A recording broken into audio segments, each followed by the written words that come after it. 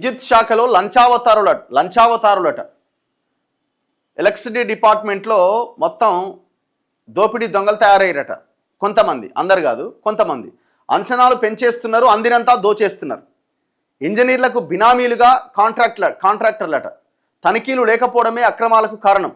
అంతర్గత విచారణకు ప్రభుత్వం తాజా ఆదేశాలు. కొన్ని ఫోకల్ ఏరియాస్ ఉంటాయి. ఇప్పుడు గచ్చిబౌలి, ఇట్లా షేర్లింగంపల్లి, ఇట్లాంటి కొన్ని ఫోకల్ ఏరియాస్ ఉంటాయి. ఎక్కడైతే కన్స్ట్రక్షన్స్ రియల్ ఎస్టేట్ బాగుంటుందో అక్కడ ఇప్పుడు ఎలక్ట్రిసిటీకి పర్మిషన్స్ ఇవ్వాలి కదా. ఇప్పుడు పెద్ద టవర్ కట్టింది, దానికి కరెంటు గుంజాలి కదా, ట్రాన్స్ఫార్మర్ పెట్టాలి, కరెంటు గుంజాలి కదా. ఈ ఎస్ఎఫ్టీకి ఇంత, అపార్ట్మెంట్కి ఇంత, ఫ్లాట్కి ఇంత అనే లెక్కలో వసూలు చేస్తున్నారు. ఆ పోస్ట్ కూడా హాట్ కేక్ అనమాట.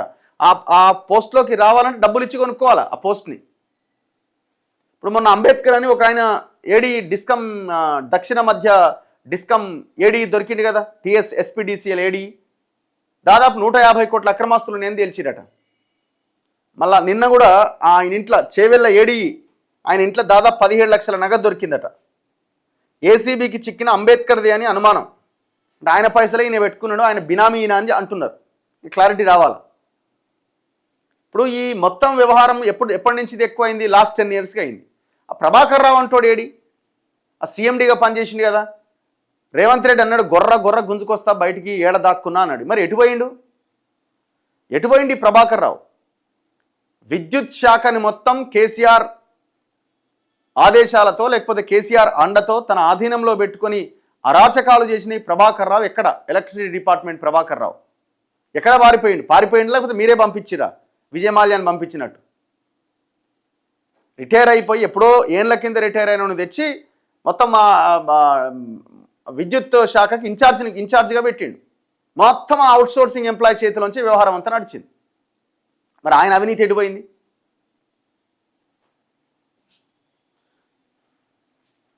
ఇందులో కూడా చూడండి, మళ్ళీ ఇక్కడ కూడా సరే అవినీతి చేసినోడికి కులము లేకపోతే ఇంకోటి వర్గం ఉండదు, కానీ తక్కువ అంటే బలహీన వర్గాలకు సంబంధించినటువంటి వాళ్ళ మీదనే ఫోకస్ ఎక్కువ ఉంటుంది. ఇక వాడు దొరికిందంటే కథమే, ఇక మూసుడే.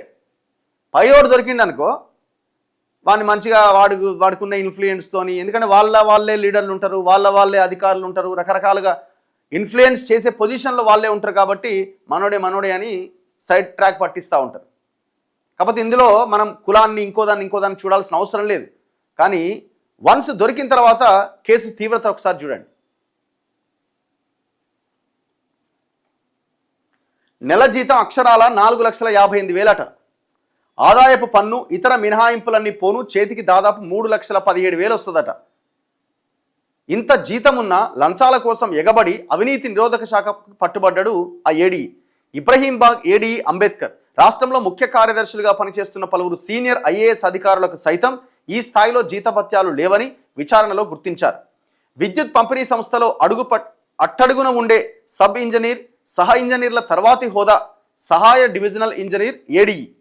డిస్కమ్ సీఎండీగా ఉన్న ఐఏఎస్ అధికారికి సైతం ప్రస్తుతం ఏడీఈ అంబేద్కర్ అందుకుంటున్న వేతనంలో సగం కూడా రాదట. మరి ఎందుకు అంత జీతం వీళ్ళకి? ఏడాది కాలంలోనే 63 మంది మీద ఫిర్యాదులు వచ్చినాయట. విద్యుత్ శాఖ సిబ్బంది ఎవరైనా లంచం అడిగితే ఫిర్యాదు చేయాలంటూ దక్షిణ తెలంగాణ డిస్కమ్ ప్రధాన కార్యాలయంలో ప్రత్యేక ఫోన్ ఏర్పాటు చేశారు. గత ఏడాది కాలంలోనే 63 మంది ఉద్యోగులపైన ప్రజలు దీనికి సమాచారం ఇచ్చారు. వారందరిపైన విచారణ జరుగుతోంది.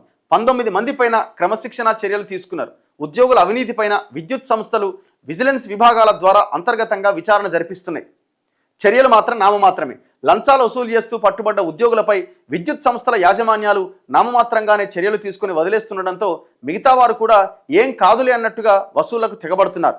హైదరాబాద్ నగరంలోని ఇబ్రహీంబాగ్ ఏడీఈగా పనిచేస్తున్న అంబేద్కర్పై గత ఏడాది అవినీతి ఆరోపణలు రావడంతో డిస్కమ్ ప్రధాన కార్యాలయానికి బదిలీ చేశారు. ఒక ప్రజాప్రతినిధితో ఒత్తిడి చేయించి ఆ ఉత్తర్వు అమలు కాకుండా నిలిపేయించారు.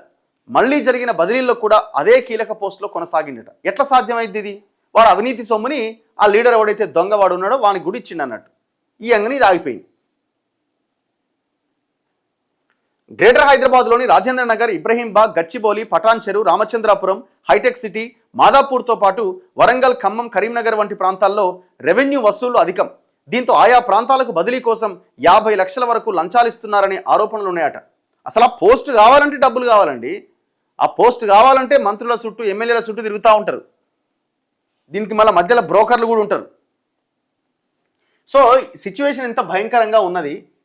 ఆపాలి ఈ అవినీతిని, ఈ అవినీతిని ఆపాల్సిన అవసరం ఉన్నది. మీరు చూడండి, పవర్ డిపార్ట్మెంట్లో పనిచేసేది ఎవడండి? మన ఆర్టిజన్ కార్మికులు వాళ్ళ గోస్ ఏంది అసలు? పేరుకి వాళ్ళ గవర్నమెంట్ ఉద్యోగులని ఒక ఆర్టిజన్ అని ఒక పేరు పెట్టి వాళ్ళ గొడ్డు చాకరీ చేయించుకుంటున్నారు కదా. గ్రౌండ్లో పనిచేసే కార్మికులు వీళ్ళు ధర్నాలు చేసి పాపం మా జీతాలు పెంచండి, లేకపోతే మాకు కనీస సౌకర్యాలు పెంచండి అని అడిగేది వీళ్ళు. ఈ దొంగలు మాత్రం పైన పోస్టుల్లో ఉండి మొత్తం ఈ దోపిడీకి పాల్పడుతున్నారు.